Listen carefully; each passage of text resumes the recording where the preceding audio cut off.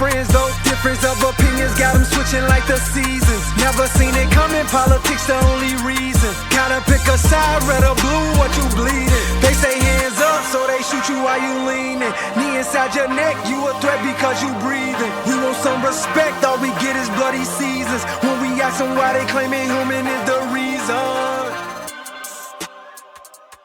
Hey, welcome back to another episode of the Weird Perspective Podcast. My name is Darry, and today I got my big brother, one of my best friends in the whole world, somebody who he's only like one of three that has the authority to like speak to me just straight up and me not be like, I want to fight this dude now. But no, he's he's like a spiritual father, big brother.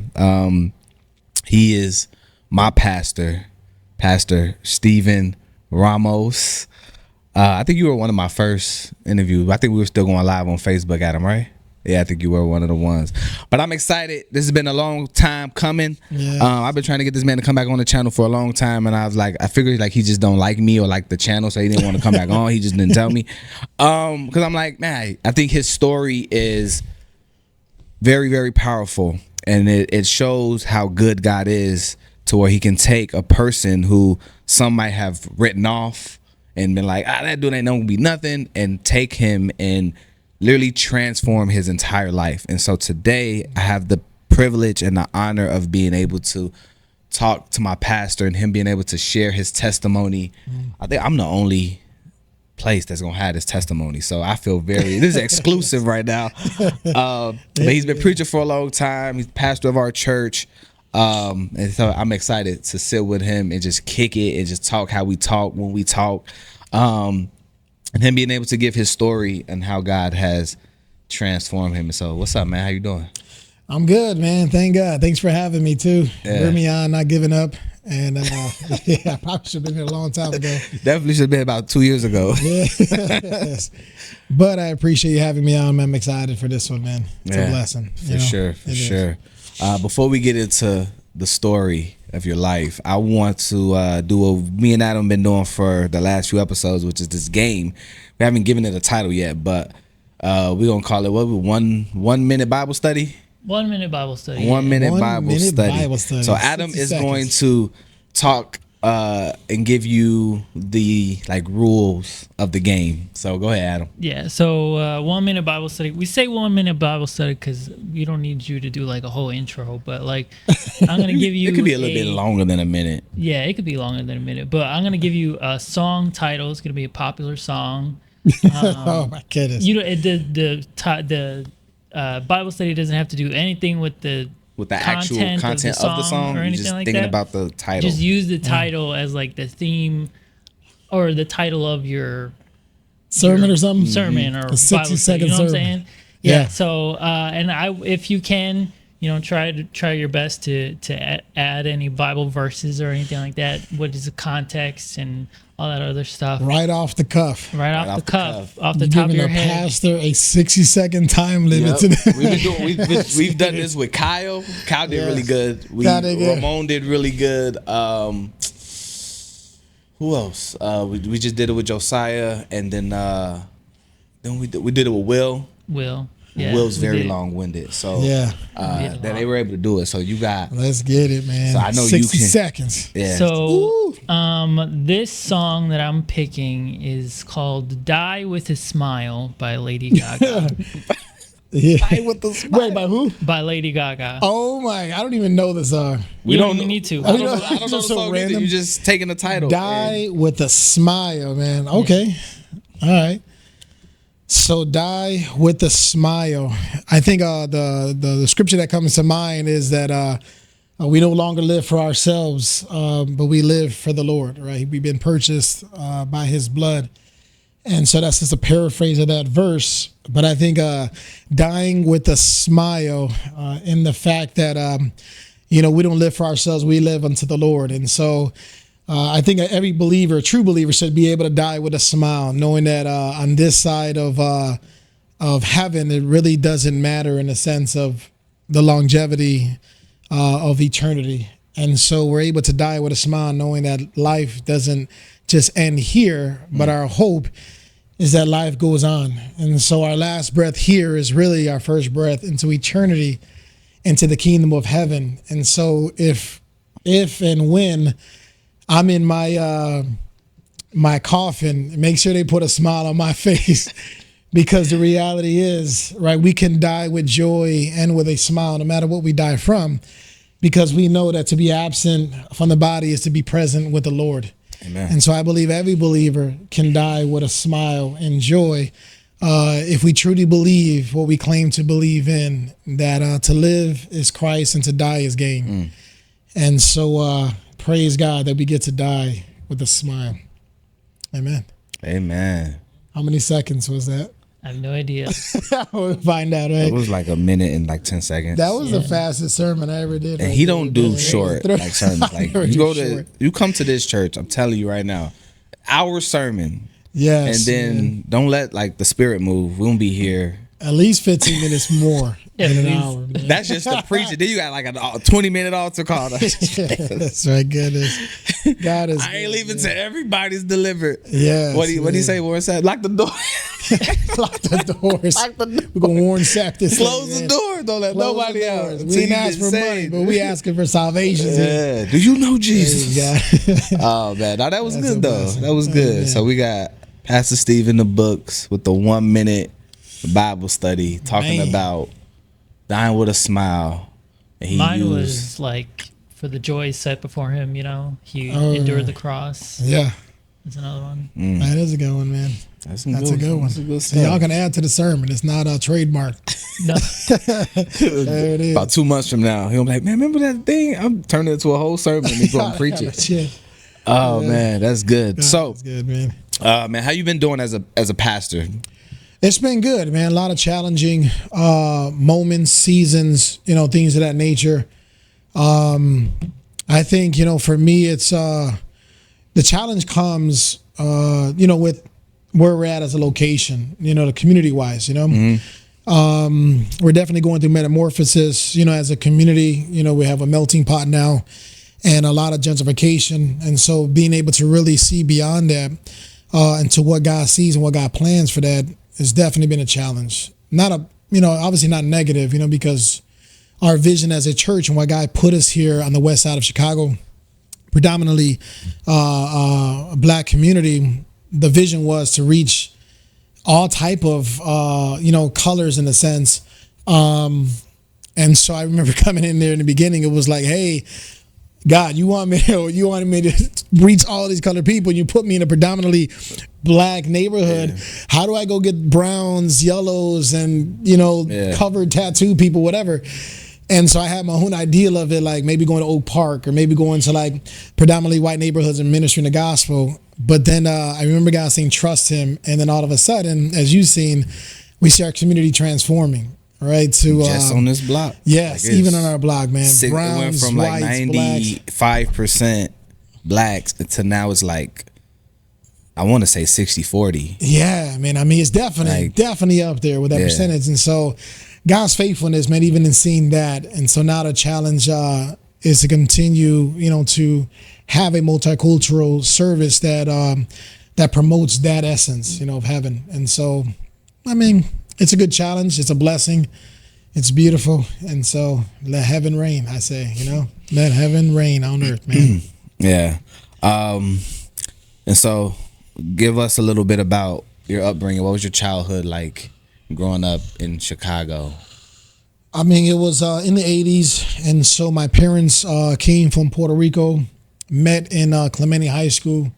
Out of all high schools, and so good old Roberto Clemente High School right there, man. And they met there, fell in love there at a young age, 15 years old. They ended up having my brother. She was pregnant with my brother at a very young age, right? 1979 back then, and then had me a year later, and then 3 years later had my sister, and then so on and so forth. And so we were brought up in Humboldt Park, and so that was at that time too, gangs were just infiltrating all over the place. Mm-hmm. And so My dad got caught up into the gangs, violence, became a career criminal, in and out of jail. My mom was just kind of right there on for the ride. And so we grew up in a pretty much gang-infested community and home, of seeing my dad sell drugs, do drugs, my uncles, things like that. Most of them were in gangs. My mom's side, they were in the opposite gang, while my dad's side, they were all in the same gang. And so it was all around me. It was inevitable to be caught up in this gang life. And but as a child, I had my grandfather in my life as well, who would come see me. My grandmother, very overprotected over us, to a degree, as best as they can in light of all this stuff. And I remember one day saying, like, man, I'm never gonna get part of that life, and I'm not doing that stuff, man. I see the effects of it, abuse in the home, everything else.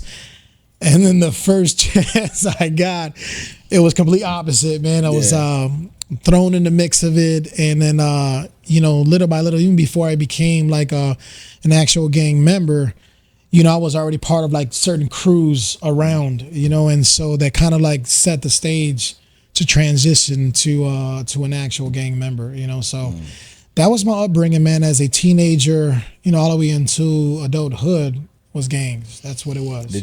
Did your parents like tell you to stay away from it, or was it just like it is what it is? Or I mean, it was somewhat, it is what it is kind of mentality. My dad being a career criminal, in and out of jail, doing all type of bids. My mom doing the best she can with 3 children in the home, single parent, trying to provide, put food on the table. So she was always working.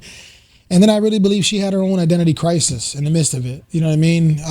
Being a single mom. Kids early, trying to find herself, assuming, man, I did parenting for this long. Now I want to go enjoy my life. And so, her trying to date, trying to find some stability in that.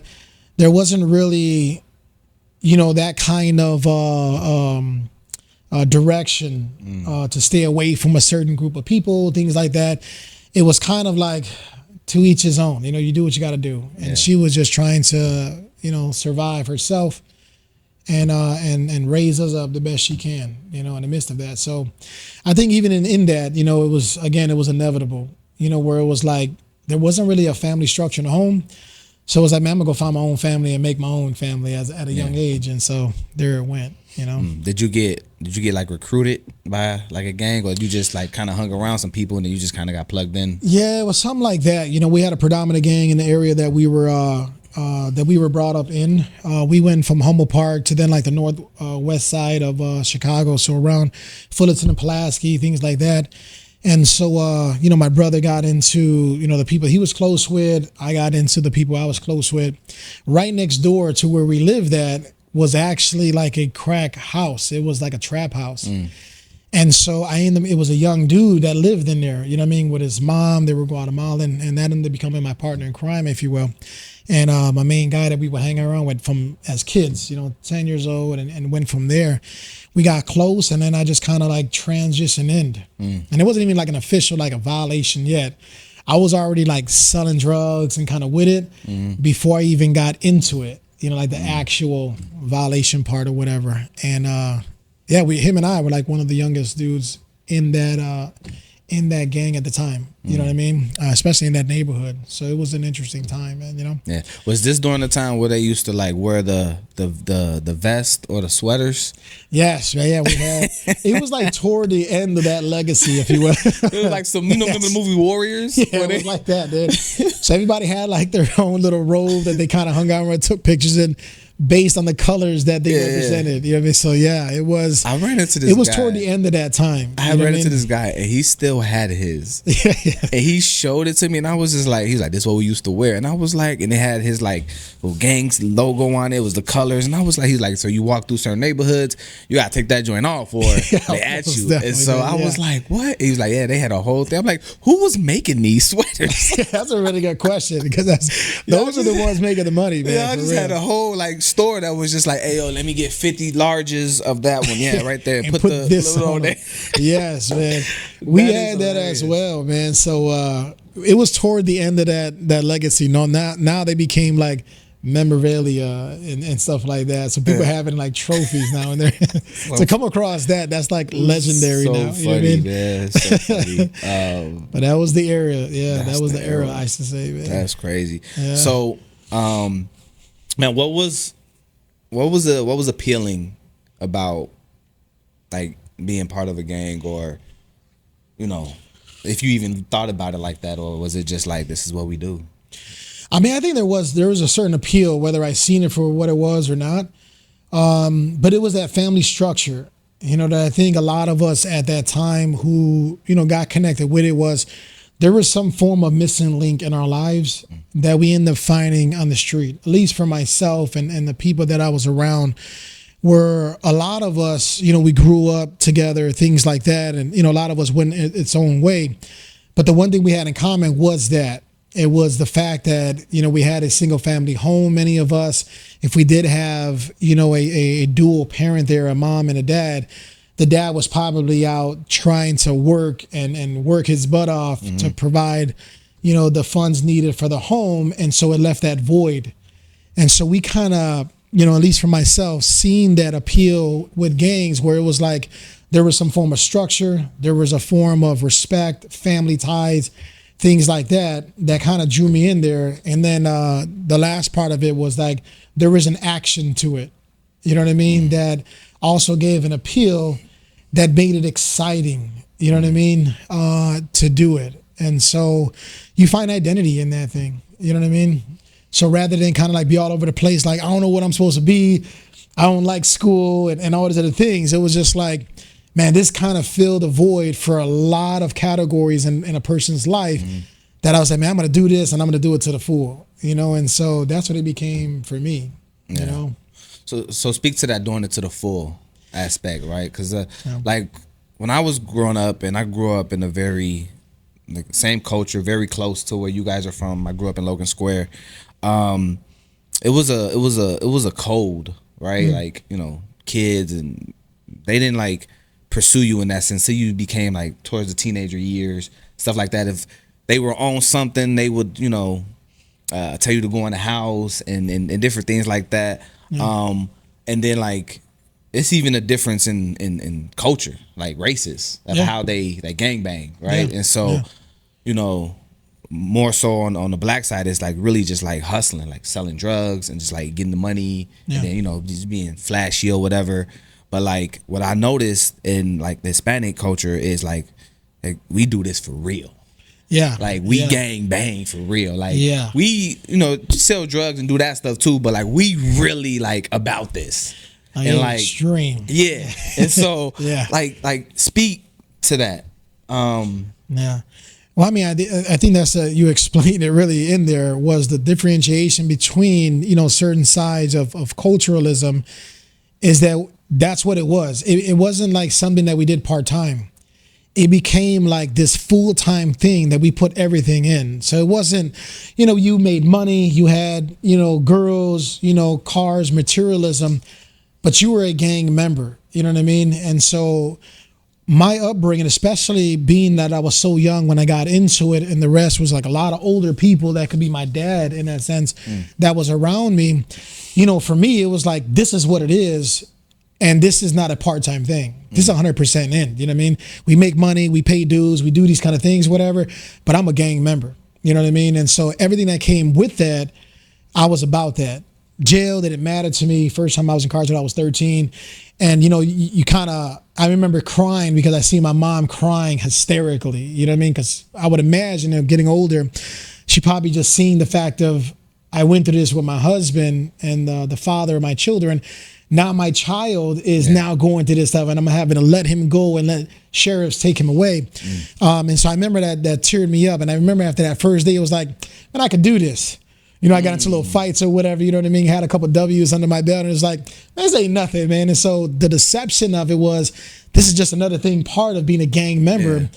And this is what it is, you know? And so it was extreme. There was never a time where you kind of hung it up and said, well, during this time, I'm not that. Every fashion and fabric of my being was gang member. They were gang banging all the time, man. That's what it was, you know. I remember this movie. It's an old movie from, I would say, the 80s, Blood In, Blood Out. Yeah, definitely. Like that kind of gave me my first glimpse into, like, no, it's a movie, but it's like, is it really that serious? Yeah.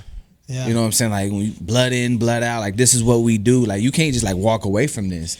Yeah. And then I even had a relative of mine, and like, they was like, there's only two ways you get out of gangs. You either, like, you obviously you die, so we're not gonna add that one, but you either pay to get out, or they beat you out. Like, beat down, and the beat down is like extreme. And it's like the only way that you can get out and like not be looking over your shoulder and go and live your life. Definitely. Why is that? I mean, I think it's part of the the culture of gang banging. It's like you in it and there is no going out type stuff. At least that's the mentality of it. You know what I mean? Yeah. There's a lot of things that come with it, as far as criminally and and things like that they want to avoid, getting caught for, or those kind of things. And so the stake to get out has got to be high. You know what I mean? But even, in that, man, like just thinking about it, going back and having all those adults in my life that was poured into my life, I think having that part of it really set the tone for me of how serious I need to be. You know what I mean?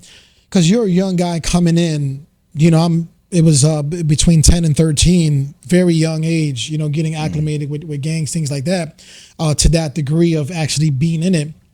Everybody else is grown. Yeah. You know what I mean? And so you have something to kind of prove in that sense, being that you're a young dude. Yeah. And so for me, I really believe that had another correlation of me really, really being a gang member to that degree, where nothing else really mattered when it came down to it, but gang banging all day long, every day, because I had something to prove now to these older heads that were in it for a long time, leading it out, doing all those things. And I'm a young dude. How can I gain respect? Yeah. And so it got to that point. But I recall even times where people are saying, man, you need to slow down. Like, you're always on something. You need to just slow down and just chill, man. And for me, that was like foreign language. Like, what do you mean, man? Like, man, if anything, you need to catch up type stuff, And so I think that really made a difference in my life, because it was like I was amongst a lot of older people. Yeah. Being young, me and my partner, just like the youngest one amongst all these older people, it was like, yeah, we're doing this. You know what I mean? We're about this. You know what I mean? And so we went from there, and it was like that was our way of gaining that kind of respect, or that rite of passage in the midst of older people. Like, these young dudes are not playing. You know what I mean? Like, they're not playing. I was on the opposite. I was on the other side of that, like a kid trying to prove himself. Yeah. So it was me, 5 of my friends coming from school. There's a McDonald's. We're in Logan Square. There's a McDonald's on Milwaukee. That McDonald's is still there to this day. Yes. We're walking up. We're coming down Sawyer. We're walking up to the McDonald's. Kid on a bike, size of my son, 10, 11 years old. Just think of Dorian. Yeah. Hoodie on, pulls up on us on the bike, stops right in front of us, fearless. Yeah. No bass in his voice. He's like, what y'all on? It was like, man, get out of here, little kid. Had the biggest gun. And he's like looking back. And then I see, he's looking back. I'm like, I grew up in this environment, so I'm like, where's the Astro van at? Yeah. I spot it. Boom. I'm like, it's probably dudes in there. They sent him over here to check us. He's on the mission or whatever. Yeah. And he's like, nah, what y'all is? And he's asking us. He's literally like, what we call, he's checking us. Like, what y'all on? We're like, man, we trying to get some food. We still in like our high school uniform. I got a big old LV on my shirt. It's white polo with the Dickies. I'm like, but we going in there to get McDonald's. And I'm the smallest out of all my friends. Everybody else is bigger than me. So we like crushed this kid. And then I seen the handle and like part of the gun that he had on him, because he's under his hoodie. He's on the bike, but he's under his hoodie. And I was like, they sent this little kid over here to check us. Like, we could beat him up, but we're probably gonna die. Like, we probably just keep it moving. Yeah. And so I've seen this happen so many times. So I know how this go. I had friends with me who weren't exposed to that, and it was crazy, man. Shootouts, broad daylights. Yeah. Another time, walking to the same McDonald's, some dudes come, they got hoodies on. All we hear is boom, boom. We see dudes running. We're like, what the heck? It was just crazy, but it was just young kids. Yeah. And I think you even see the difference now when you look at what's going on now. It's young kids that are causing a lot of this drama out here, man. with gangs and things like that. And so nothing much has changed. I think just the age of it has become a norm. And I don't think it has any order now. And definitely there's no order. Well, you got a bunch of kids now taking over. Yeah. So then what started back in the days where there was like a form of like, no, man, you young, man, get up out of here, man, smack your way. It started from there, and then it ended, well, not even ended now, but it continues now. But you see the difference now where now these young people, young ones growing up, and everybody's carrying a gun, trying to prove themselves and make a name out there for themselves. And now it's at a highest level that it's ever been, where you got kids killing kids now, and so. But I can see why. I understand how you get into that. Yeah. Wanting that kind of respect. You don't have that in your home, and you're trying to make a name for yourself. That's how it was back then. Yeah. You know what I mean? And so now you just have a whole plethora of teens out there doing just that, and no structure. There's no more adults kind of leading the show or leading the right way, because there was structure back in the days. Now there ain't no structure. Yeah, So like I said, when they bar. were on some stuff, they used to be like, so there was this store, it's called JJ Peppers. They used to have like arcades in there. Yeah. Go in there and play, lived right across the street. So we'll go in there. The person. They would come in there and they'd be like, hey, we on something, like, get out of here. They would tell us, like, leave the neighborhood or go in the house and don't come out. Yeah, and it was just like, oh, I appreciate you telling me that. Let me go my butt in the house. Let me go back home. And so it was just like, now you shooting everybody. It don't matter.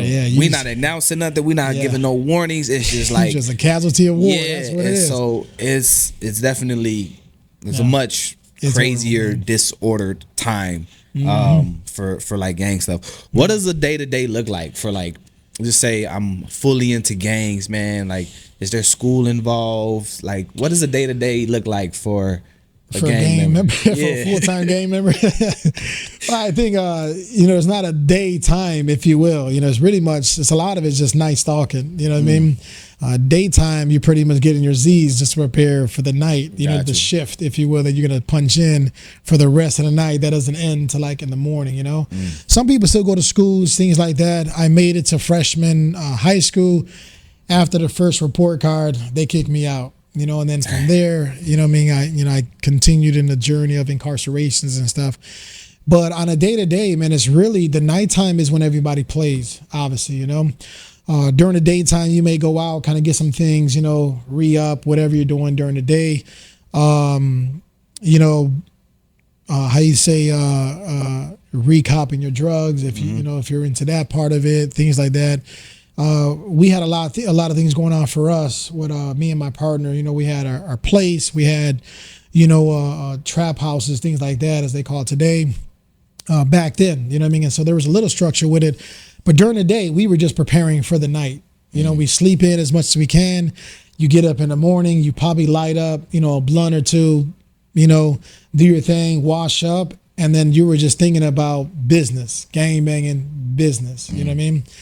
And that was the everyday. High school, never went back to school, things like that.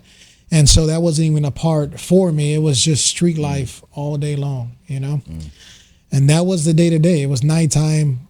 That was the time that we were out there, nighttime, all the way 3, 4, 5 in the morning, 6 in the morning. We're out. Eventually, we go get some sleep, get some hours underneath our belt, get up, and do the same thing the next day. Wow. So it was a full-time job in that sense, Wow. Yeah. Eventually, like, what role did you play in the gang? Were you? So I started off, just kind of make my way up through the ranks, things like that. And then eventually, we opened up our own neighborhood. After some stuff happened, I ended up going back to Homo Park. We started a neighborhood there. We were renegades at a time. And so it got to a point, in and out of jail, things like that my mentality started to get really destructive, man, where it was like, man, because you're not, you forgot about me being locked up. I had this animosity against my own people, you know what I mean? And so I would come out, fights, renegades, stealing guns, shooting shooting at people. So like you being separated from your original like gang, I'm doing my own thing. Yeah, like just straight renegade, like I'm doing my own thing and you guys are the ops now, and then it went from there. And then it came to a time, because there was still structure back then to a degree, where it came to a time where they started to kind of tying up things, and then I ended up being on a list where it was like kill on sight kind of list. And so after that, I wasn't a fool at that time, you know what I mean? Life would have ended really fast for myself. And so I ended up getting back into it, taking my violation, going from there, and then opening up another neighborhood on my own in the Humboldt Park area again. Stuff happened over there that ended up bringing me back to the Northwest side. So then we reopened a neighborhood that we had closed previously when I started gaming as a kid. And we were hanging by Avers over there, you know, and so it was like Pulaski and Dickens. Park over there? No, it was Mozart Park. So we were by over there. So we opened that up again, and it ended up being Fullerton and Pulaski that we ended up opening up. And so I had it for, you know, I was calling it for that neighborhood, and you know, it went from there, and then got caught up in the mix and the back in jail, and then it went from there, you know. And so, just for clarity for like the viewers, what's a violation, and why do you have to get them? Yeah, so violation is like a form of discipline, and so like a parent, you know, having to pull out the belt and whip, you know, and discipline their child. A violation for a gang member is a means toward discipline. If you did something wrong, you're gonna have to get beat up for it. But this is really getting beat up, though. It's not a belt. Yeah. They put about 2 or 3 guys on you, and they start whooping you for a certain amount of time, a duration of time. You can't fight back? Sometimes, depending on what it is, you can fight back. Other times, it's not. And depending on times, like what you did, you can't even cover up. You just got to take it, you know what I mean? And so it becomes really dangerous. Face and everything? Yeah, in the face, everything, you know, body shots, everything else, you know what I mean? And so I had quite a few in my time, to say the least. And you see my skin, I'm like light complected, man. So you're talking about, man, being bruised all over the place. You know what I mean? Taking these violations, things like that. And so I was a knucklehead kid, but it was a means to keep discipline and order within the faction of your gang. You know what I mean? And so if you didn't pay dues, you're getting violated. If you did something wrong, you're getting violated. I remember I had a fight with one of the guys. We got violated. Paying dues, like union dues? Like, so when I say dues, it's like, it's just that, you know what I mean? Like you're paying dues into that particular gang of that neighborhood, who then back then it was structured where that a portion of the money would actually go into a specific neighborhood where, you know what I mean, everything else would kind of be distributed downward, you know, from, you know, artillery to drugs, everything else. Wow. And so it kind of went from there. What if you don't make money? Well, you're going to have to make money because they'll give you drugs to sell. Oh, so everybody's selling drugs. Everybody's selling drugs, so you have to, and those drugs are for that neighborhood. So you're not making any money out of that drugs. You're selling that drug so that the neighborhood can have money. So you don't get nothing. No, you don't get nothing. That goes to the neighborhood, and your dues can come out from there. Can't keep no McDonald's money. So the thing is, you could also sell your own drugs, but there was like you sell your drugs, but you got to sell this pack over here too, because this money's going right back into the neighborhood with supplies, defense, if you know what I mean, and things like that. That's how it was, you know, back then. And so the same thing happened. Wow. So you make your own money on the side or whatever what you're selling, but you got to make sure you pay your dues as well. And so just like you said, like a union or like a biker, you know what I mean, or whatever club that you're part of, anywhere and everywhere, you're going to pay dues. Even with a church, you're going to pay tithes and offerings so that church can remain open and help the community out. Gangs had that kind of structure as well. That's wild. Yeah, man. Wild. Yeah. It's an organization. Yeah, man. Yep. So. Are there any moments of like fear, regret, or like a turning point during any of that time, that you're when I was in gangs? It wasn't really any, man. I really believed and knew that I was demon possessed, you know, at a young age. And so that really had me messed up. You know what I mean? My brain was messed up, man. My process. There wasn't this respect for human beings, flesh, you know what I mean, in that sense. It was only until I got saved that came in my life, you know, that change of mindset. But during that time, there wasn't a fear. There wasn't nothing like that. It was like, I don't even think you have time to have fear in that sense. Just reaction. Everything's based on reaction. You know what I mean? If you can be proactive, you'll be proactive, but everything was reactionary. Things like that. You know, every action had a reaction. Your actions had a reaction to that action. And it just kind of continued from there. You know what I mean? And so it wasn't even a time to be afraid. It's like, this is just what it is. You just need to have your head on a swivel and be ready for everything, you know, at that time. And so, and even incarcerated, you know, you would think that, man, I have time to kind of reflect. No, man, that's just 24 hours nonstop gang banging. You'll sleep in a cell and come out, but you're still gaming and your head is still on the swivel, wondering somebody gonna try to snake me, hit me in the back of the head, or try to stab me or something like that. And so you're constantly living in this heightened state, whether it be incarcerated or on the streets. It's always heightened. You know, you can chill, you have those moments where you're relaxing and smoking weed, but even then, as they say, your friends will end up your enemies, so you just don't know who is on what at any given time. So you got to be ready, Now, I know we got like a big thing of anxiety going on right now, but how do you not live with like anxiety? That's probably why we smoke drugs and do drugs. Weed and everything else is going to kind of keep you on a level head. But when you look at it like that, it's no wonder why so many people getting high and everything else, because they're trying to find some form of You gotta think, I'm in this balance. neighborhood, right? And you might have a certain level of protection in your neighborhood. I don't have too many gang members that's just going to be coming to my neighborhood. Yeah. But you got people that, they try to sneak their way in. They know where you stay at or whatever. So it's just like walking to the store to grab a juice or going to get some food. Like you can't even sit down in a restaurant and have a dinner because There's no somebody might telling. shoot through the window, Yeah. see you in there. Yeah. So the police that you're concerned of, right, getting locked up, going back to jail, right? So them following you, watching you, whatever, right? You have gang members, right, who are trying to come at you from outside of your neighborhood, right? And then you have your own people that you just don't know what people are on. You know what I mean? And so you just never know. You always got to be on your P's and Q's. And so there's never like a chill if you really think about it when it comes down to gangs. You're always on edge. You know what I mean? That is School, you got fights in school, things like that, depending on what school you go to. Plenty of that. I went to Kelvin Park, and so that was a melting pot of different gangs. I couldn't even walk past Calvin Park. Yeah, it Don't was have no hat rough, on, man. or the wrong colors. Yeah. Blue and black. Oh, bro, you Yeah. out of there. It was So when you're going to school in Kelvin Park, it was like, what's going to happen today? That's just what it is. You know what I mean? Like you ain't going there to like get an education. And they had like 3 of the biggest Latin gangs in that school. Yes, They had exactly. what that From Kings, different things, man. So- Maniacs, and Cobras, and you had all type of stuff in there. So it was, man, again, it was a melting pot of you ain't making it. You know what I mean? You're fighting all the time, things like that. And that's just where I ended up on that side of the fence. wow. So high school I couldn't, just even for my own protection or whatever, I couldn't keep going there, So once you have a name out there and people kind of recognizing you, starting some trouble, you shaking the nest, they at you. You know what I mean? And so there's no more kind of going under the radar. And I don't even think truly, if you're a gang member, it's hard to stay under the radar. Yeah. Somebody's going to try to pull your card. They're going to try to test you, things like that. And then it just goes from there. You know what I mean? And so, I had a, like back then there was a code. I had like a protection. Like nobody would let me get involved in gangs. Yeah. Like I was like, I'm stealing this from Lecrae, but he called himself a hangbanger. That's what I was. Yeah. I knew all the gangbangers. I hung around them a little bit here and there, different places. A lot of my friends, their families were involved in gangs and stuff like that. And I would go to them to this relative's house and all that other stuff. Got people looking at me sideways, sizing me up. Yeah. But I never like.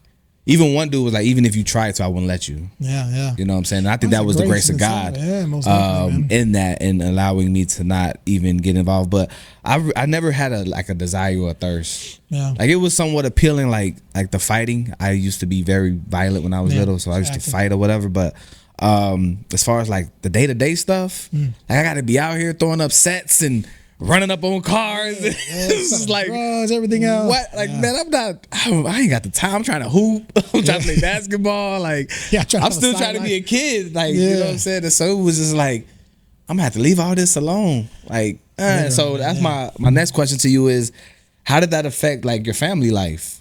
I mean, it came to the point where it was like the family life was just lame to me. You know what I mean? I didn't want nothing to do with it, things like that. There was a time before this where it was like, we, as a family, we had Christmas and presents and Thanksgiving, things like that. But, once you get so involved with the gangs, it's like, man, all that stuff, I don't even want to be a part of that. You know what I mean? It's like lame for me. I ain't trying to go to no family reunions, things like that. And so little by little, I just kind of transitioned out from that, from my actual family, and just really became about this family, of gang members, where it's like, this is what I'm about. I'd rather put more time into this than be home and hanging with the family, What age did you move out? So I got kicked out, my mom's house. So this had to be around 15 years old, man, where I actually got kicked out, with reason, obviously, man. I was a little terrorist kid. But around 15 years old, man, my mom had enough. And so I moved in with my partner. His older sister had an apartment where he stayed.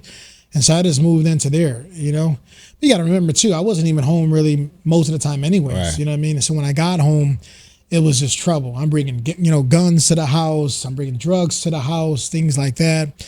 And so, after some time my mom was like, you got to go. What age, like when did she notice, like, okay, Steven's involved in gangs? Did she sit down and talk to you? No. She didn't know. I mean, I would imagine she had an idea. We're not home. You know what I mean? Our attitudes are changing, things like that, right? My brother and I. And even though he went a different route, with the gang, he got into, and I went to a different route, even though we're like very similar to gangs itself. But he was doing his thing and I was doing my thing. And I remember when she actually found out was I was sleeping one morning, gone. I got home late as another day, and I'm knocked out and my leg was out of the blanket and I had a tattoo on there. And I remember I kind of like a ticklish or something like that, right? And I get up and it was my mom right there looking to see if this was actually a real tattoo that I had on my leg at the young age. It was whatever, 12, whatever it is. I had this tattoo on my leg, first tattoo I got, and it was a gang tattoo. And she's like looking, and then I get up and I'm like, what are you doing? She's like, what is this? And it was like, it's a tattoo, and so she went from there, and that kind of officiated with her. But even before that, like, mind you, I got filled with this demon, man, when I was a young child, even though I didn't believe in God like that, nothing like that.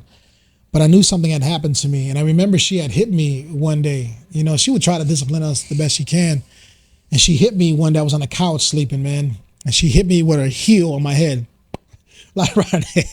Boom, man. That thing kind of like, it stunned me a little something. So I ended up getting up, and I remember chasing my mom to her room. And she's like feared for her life. And I was demon possessed too. Your mom's a small lady, so. She is, man, and so I was around that age, man, between 10 and 13. And I remember chasing her to her room. And I said, man, if you ever hit me again, I'm gonna hit you back. And that was the last time my mom hit me. You know what I mean? Wow. And obviously it was by force, because I was like, I'm gonna do something to you. And so just demonically filled. And so after that, even when she found the tattoo, there's not much she could have did. I already had I drew the line in the sand. This ain't that, and I was so far gone. You know what I mean? So far gone. I mean, to the point where it was like, that's not my son anymore. That's the son of the devil. That is not my son. And it went from there, and I just kept living like that. You know what I mean? And so it really affected my family's life. Didn't care nothing about them. A lot of them were just like, man, we don't want nothing to do with that kid. I was chasing my mom's boyfriends with guns, trying to kill them. I mean, I was really sent off. And so I pretty much kind of pushed the family away.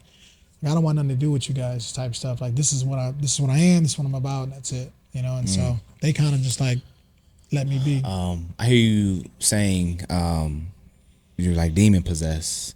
Now thinking about it, obviously you can say it, but like back then, thinking about it, do you think there was a moment where you were like, you officially became like actually demon possessed? Yeah, definitely. There was a starting point that I recall, and I didn't know what it was at the time. Obviously, I wasn't a believer. I wasn't none of those things. We had this. I knew of God through my grandmother, right? Because she was a Pentecostal Christian. She was a Jesus freak, speaking in tongues, like the whole 9 yards. And she would live with us from time to time. That she was in her own transition with my grandfather. And I remember, man, around 10 years old, I had this dream. It was a demonic dream, man. But in that dream, I really believe I was demon possessed. And so while I was in this dream, when the demon came inside of me through the dream, in the real side of outside of the dream, we had this heater that was metal. It was an old school heater, big metal that heated up the house, huge. And it had a metal door that was attached to a screw that would not allow it to fall down. And that thing would get hot itself. Yeah. And so I remember when that stuff happened simultaneously, that thing fell. Boom, and when that thing, it was metal, so when it fell and hit, we had wooden floors. Yeah. That was a loud noise. This was in the middle of the night. I don't know what time. Those called radiators. They used to be filled with water because I used to have those in my crib. Crazy. So heavy duty stuff, right? So when that thing fell, it created this big old noise. And I was on the couch when the demon had possessed me. Simultaneously, that thing fell. And then I get up, and literally my grandmother runs out of the room. Her room was in the dining room. I was in the living room where the couch was at, and the heater was in the dining room. And I remember her coming out of the house, or out of her room, and she was praying in Spanish. And so I could hear her in Spanish and understanding. She was saying Diablo and everything else. She knew something I didn't know. And so she's coming out, she's speaking in tongues, and she's literally, as I look back now, she's going through spiritual warfare that very simultaneously. She's come out and she's like trying to rebuke the devil out without realizing the devil actually went in me, like the demon actually went in me. She didn't know I was on the couch. And from that point on, man, it got so dark until, obviously, I get saved, things like that. But man, I went all out in gangs. That was like 150%, man. I didn't care about flesh. I didn't care about life. I was on a mission, to put a name out there for myself, to hurt people, everything else, my mom. I didn't care about nobody after that as a result of that night, man. And it was, man, that demon tortured me until it got out, until it cast it out. Like you had more like dreams and... Anytime I would bring up that dream, incarcerated, or if I was in some home, or whatever, they called it like a rehabilitation center or a group home they would send me to from jails and things like that. Anytime I brought up that dream, everything would change. I mean, this demon was like as I looking back, it was a strong demon. And it literally, it would transform the atmosphere got cold. You know what I mean? Grown men who were also in gangs, terrified. You know what I mean? And it was like I was the vessel for this demon during this time of my life. That every time I brought up that dream, people, like that demon would manifest itself.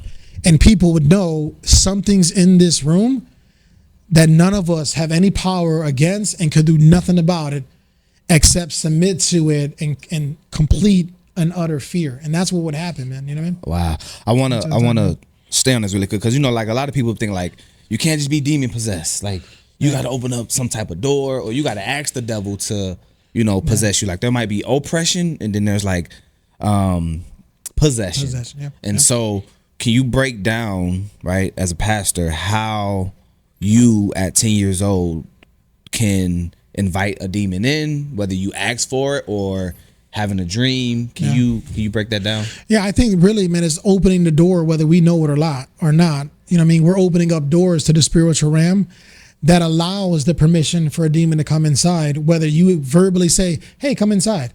He doesn't care about come inside. The door opens, he's coming in. You know what I mean? It's the same way if this front door of our church was open, for people, that's an invitation. Come on in. And so for human beings, whether it be depression, possession, or oppression, it really starts when we open up doors of things that we don't understand. And so for me, opening up doors for gangs, things like that, with our gang and with many gangs, there's a time of prayer that we do as well. You know what I mean? And so we had like these even looking back, I don't even remember what name we're praying in, but we did prayers as gang members, you know what I mean? And so we're now tapping into realms that we have no knowledge of. Like, are you praying for like doors. Protection? Like we don't want to get killed? Yeah, protection, things like that, you know what I mean? But the real question is, who in the world are we praying to? I'm assuming at the end of the prayer, you're not like in the name of Jesus. No, it was just a prayer, whether it be looking back now, having a knowledge of it, it was definitely a prayer to Satan. You know what I mean? Because it wasn't a Jesus. Right? Even though some people may think you're praying to the Lord, God, help me as I go kill these 3 people, that I come back alive. Man, you're not praying to Jesus at that time, man. You're praying. You're probably just saying the word God. Like, you're saying God. Satan is the God of this world. But the God that we were serving was the God of this age, right? And it was Satan. And so there's so many, and then movies, things like that. I remember there was a popular movie called Poltergeist at the time, old school movie, right? This little demon child was filled with demons, head spinning. And all of these things were portals and openings for the devil to come in. And so through any one of those openings, the devil came in. This one was a dream, and he came in. You know what I mean? And he was in me for a very long time. I mean, throughout the duration of being a gang member. Wow. Leading the charge inside of me, man. So you said that demon pretty much followed you and tortured you all the way up until you were saved, and even when you were in jail. Yeah, and even a little bit into even after I was saved, we had an experience, of it, and then finally, man, by the authority of Christ, I was able to cast a demon out of myself in that sense. Wow. You know what I mean? So we're gonna come back to that. The time in jail. So what led you to being put in jail?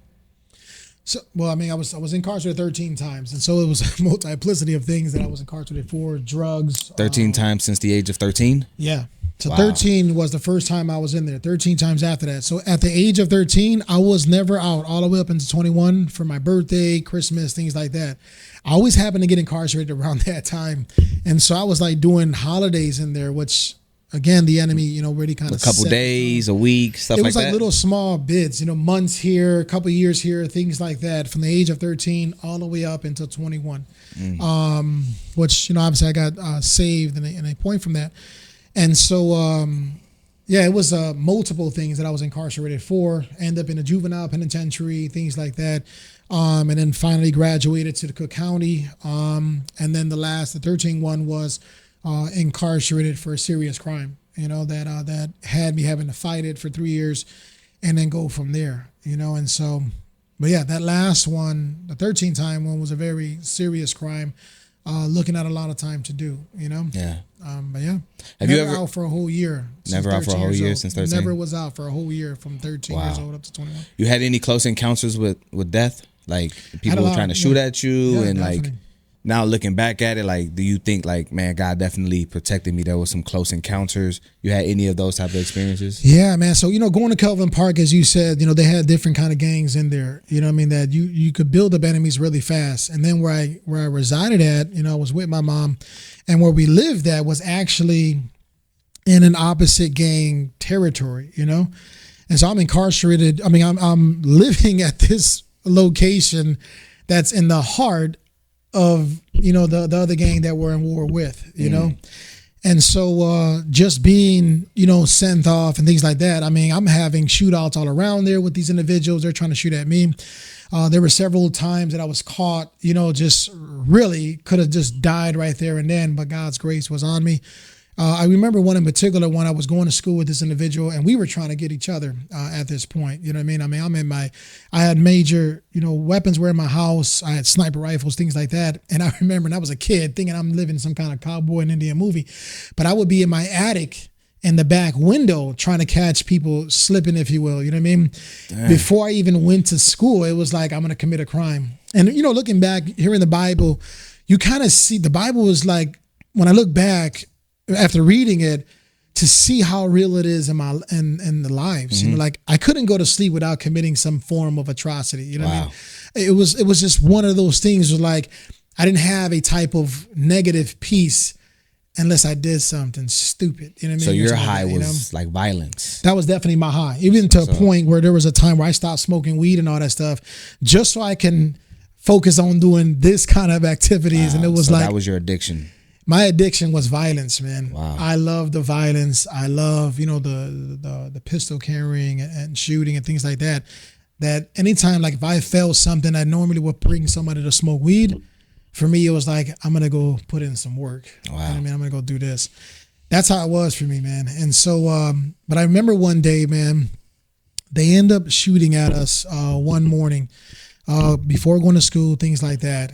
And then they missed, you know what I mean? And I don't know what they were shooting me with, but it was something small, And so I said, man, I'm gonna come back with something bigger than this. So I ran to the house, got the stuff, came back, and I'm shooting them at them in the alleyway, whatever, jump back in the car. And I go back to the front, right?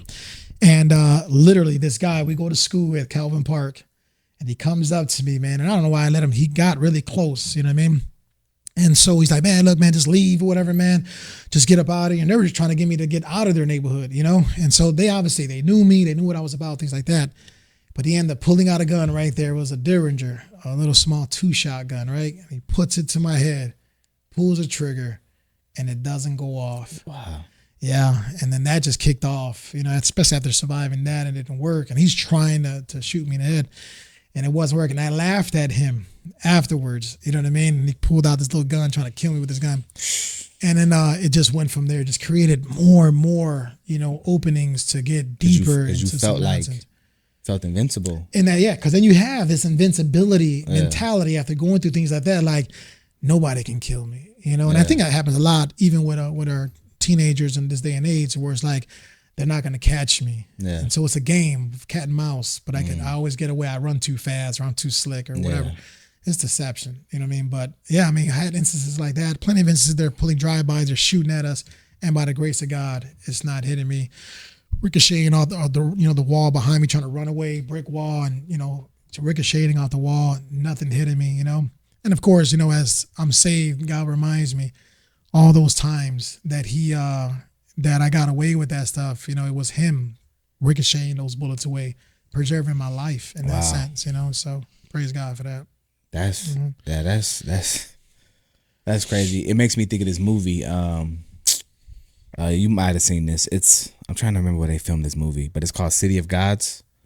It's subtitles. I'll send it to you. It's like overseas or something. Yeah, they're in Portugal, something. But anyway, but yeah, the kid, man, he started off really young, just being violent, and it shows his like a timeline, and the whole timeline of him growing from a little kid all the way up to an adult is just him shooting and like laughing and just like this demonic, just like he loved it. Yeah, man. And it was when you were speaking, it just made me think of that movie. And that was based on like real stories as well. That movie is pretty intense. Yeah. That's rough, man. And so, okay, you said you've committed, a crime that got you locked up. How old were you? I had just turned 18. It was on Christmas Day, man. So my birthday's 21st, Christmas on the 25th.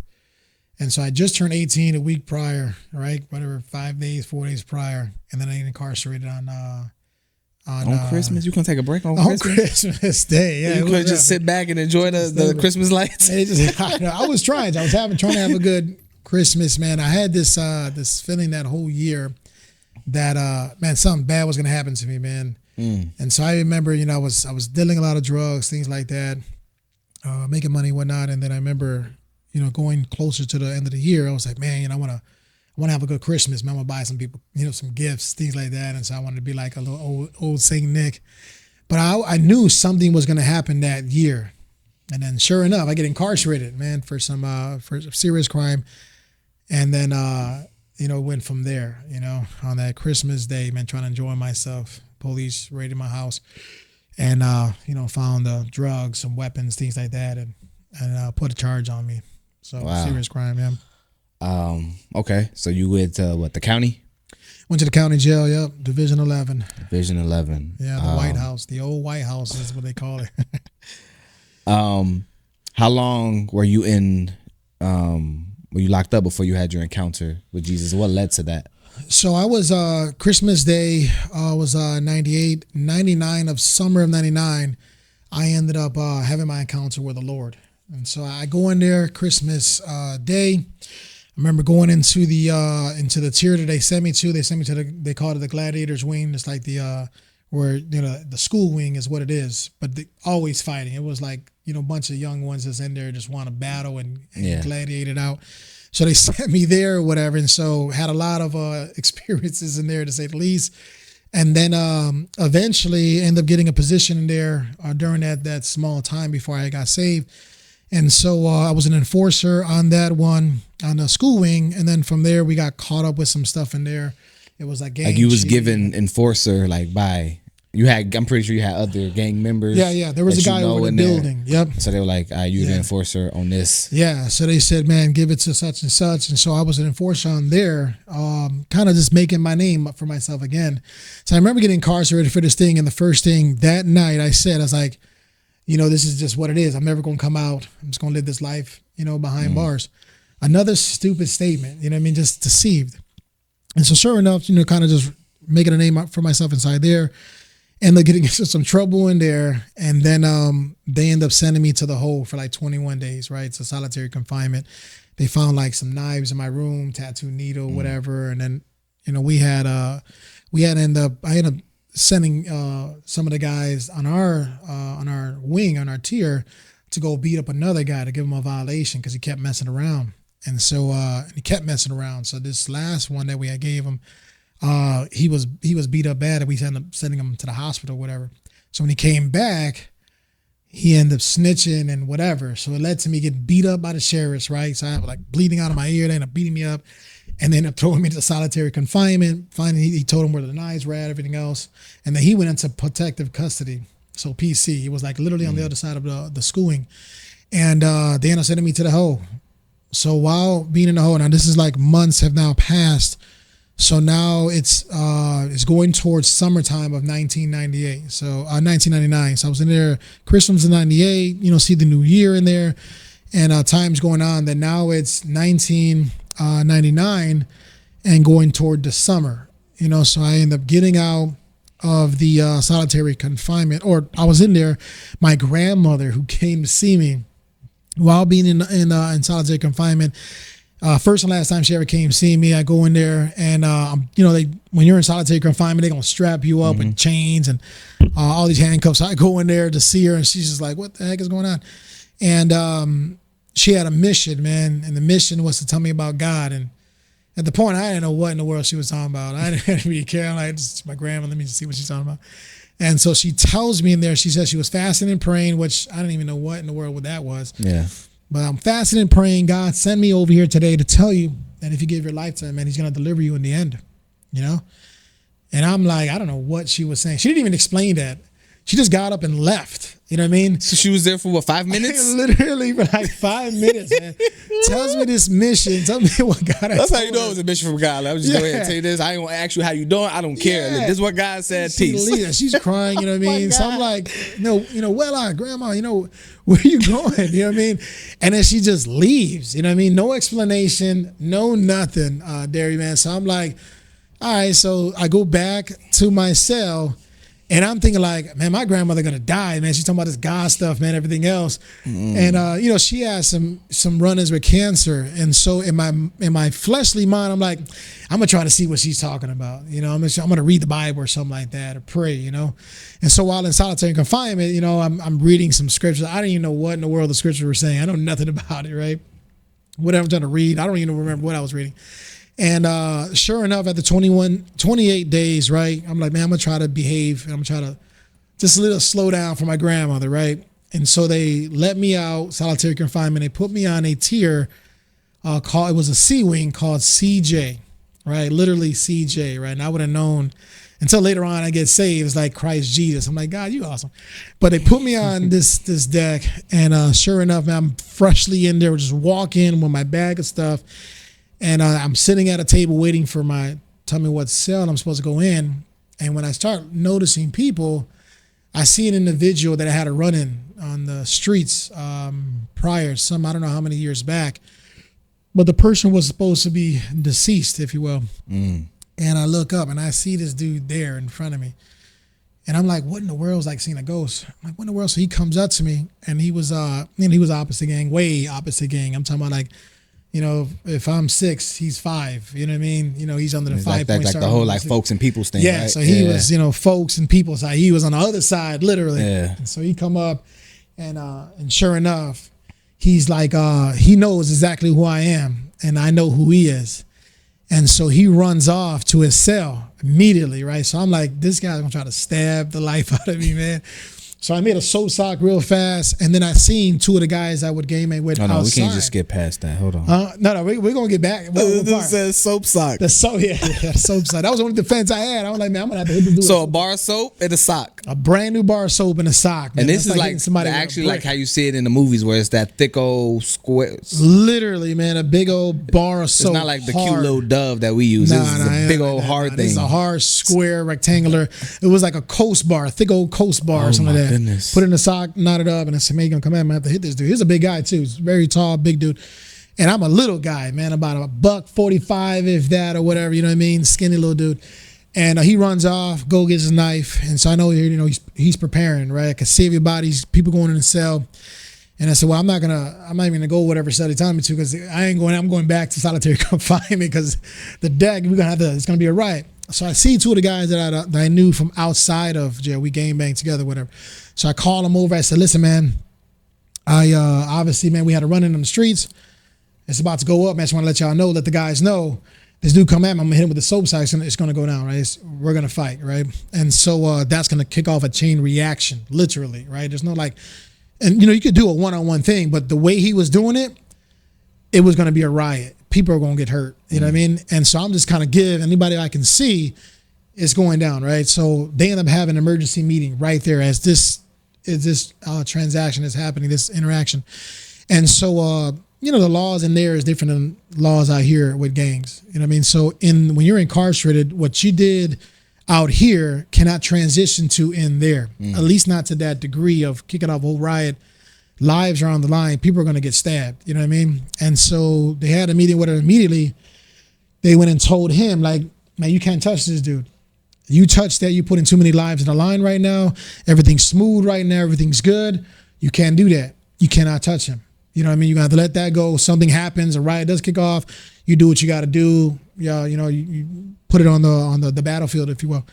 And so he couldn't do nothing, at least not from that point of view. You know, we can go in a cell and fight or whatever. And so he comes up, and then it just goes from there. And he's like, he's showing me the bullet wounds, whatever. And he's like, you know, you remember people, man, behind that trigger, blah, blah, blah. And I was like, I don't know what you're talking about, man. Like, you know, show me what you're saying. So he showed me or whatever, you know. And so we kind of had words back and forth. And then we left it like that. You know, I ended up going in the cell or whatever. And all that stuff that my grandmother was saying, all that was out the door. I didn't remember none of that. So when they let me out, I went to this other tier, and it was just back on gangbang mode. It just went from there. You know what I mean? Yeah.